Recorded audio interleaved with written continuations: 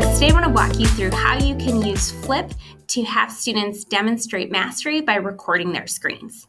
So here I've created a screencast project. I've linked the template for my students so that they can make a copy of the template, and this is what they'll use for their screencast.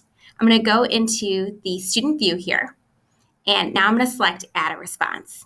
Now, this is typically what students will see when they add that response, but instead of recording the video down here, I'm going to have them go up to these three dots and select Record Screen.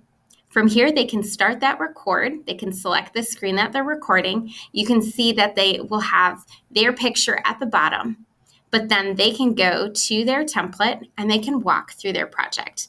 They can even move their image. They can close their image so that they're able to showcase what they know.